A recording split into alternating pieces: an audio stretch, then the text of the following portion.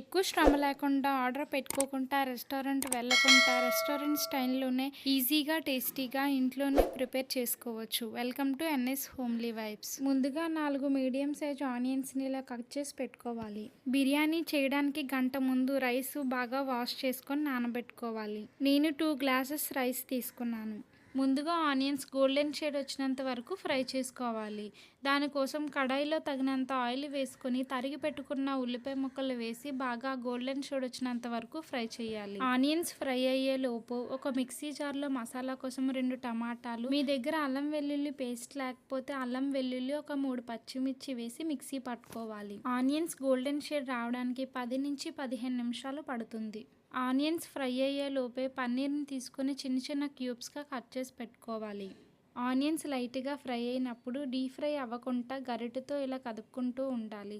ఇలా లైట్గా golden shade వచ్చాక తీసి పక్కన పెట్టుకోవాలి. దీనికి మంచి ఫ్రై చేస్తే బిర్యానీలో వేసేటప్పుడు టేస్ట్ పోతుంది. అదే ప్యాన్లో కట్ చేసి పక్కన పెట్టుకున్న పన్నీర్ క్యూబ్స్ని వేసుకొని కడాయి అంటకుండా ఫ్రై చేసుకోవాలి. మరీ డీప్ ఫ్రై చేస్తే పన్నీర్ అనేది రబ్బర్లా సాగుతుంది. సో లైట్గా ఫ్రై చేసుకుంటే సరిపోతుంది. ఈ పన్నీర్ క్యూబ్స్ని మీరు డైరెక్ట్గా కూడా వేసుకోవచ్చు. అదే ప్యాన్లో మిక్సీ పట్టుకున్న మసాలా ముద్దని వేసుకొని ఫ్రై చేసుకోవాలి. ఈ అల్లం వెల్లుల్లి మిక్సీ పట్టుకునేటప్పుడు యాడ్ చేయకపోతే అల్లం వెల్లుల్లి పేస్ట్ అనేది ఇప్పుడు డైరెక్ట్గా యాడ్ చేసుకోవచ్చు. ఈ అల్లం వెల్లుల్లి టమాటో పచ్చివాసన పోయి నూనె పైకి వచ్చినంత వరకు ఫ్రై చేసుకోవాలి.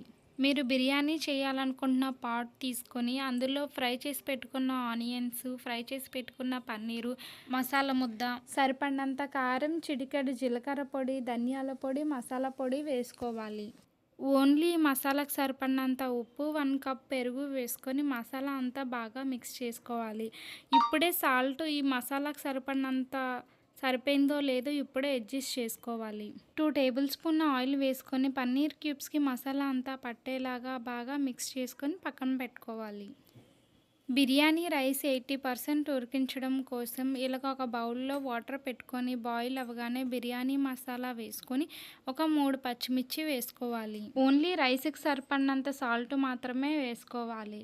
కడిగి పక్కన పెట్టుకున్న బిర్యానీ రైస్ని వేసుకొని 80% మాత్రమే కుక్ అయ్యేలాగా బాగా కుక్ చేసుకోవాలి. బిర్యానీ రైస్ ఎంత పర్సెంటేజ్ కుక్ అయింది అనేది ఇలా ఒకటి పట్టుకొని చూస్తే తెలుస్తుంది.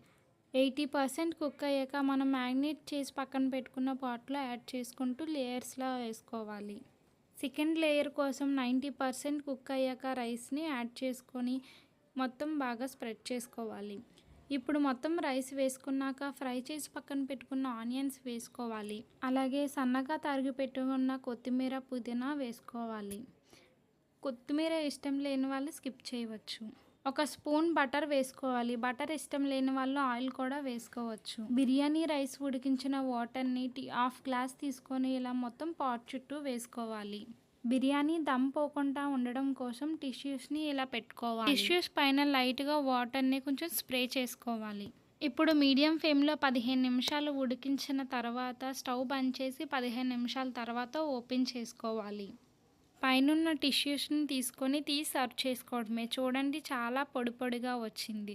మీరు కూడా ట్రై చేసి ఎలా వచ్చిందో నాకు కామెంట్లో చెప్పండి. ఇది చాలా ఈజీగా ఇంట్లోనే టేస్టీగా చేసుకోవచ్చు. ఎలాంటి ఫుడ్ కలర్స్ లేకుండా వంట రాని వాళ్ళు కూడా చాలా ఈజీగా చేసుకోవచ్చు. ఏమైనా స్పెషల్గా తినాలనిపించినప్పుడు, స్పెషల్ డేస్ ఉన్నప్పుడు వెజ్ లవర్స్ కోసం ఇలా ఒకసారి ట్రై చేయండి. Please like, share, comment and subscribe to NS homely vibes.